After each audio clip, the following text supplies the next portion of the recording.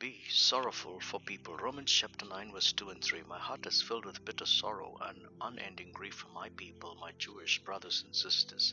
I would be willing to be forever cursed, cut off from Christ, if that would save them. Paul, as a zealous Jew, was ignorant about Jesus, but his encounter with him made the difference. As a former practicing Jew, he knew how he was persecuting the Christians. However, after knowing Jesus personally, he felt his people were doing the same blunder that he was caught up with. They were looking for the Messiah as a king, and they were unable to accept the simple Jesus who associated with everyone, including the Gentiles.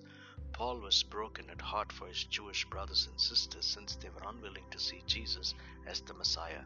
Paul went to the extent of saying that he could even be cast out and cursed by Jesus if that could lead his people back to him.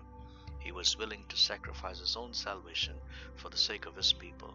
He was in bitter sorrow for his unbelieving community.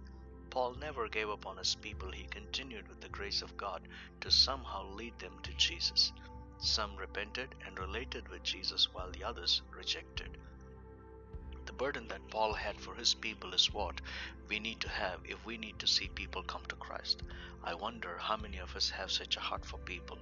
If we do not have any concerns for our own people, none will be concerned about them.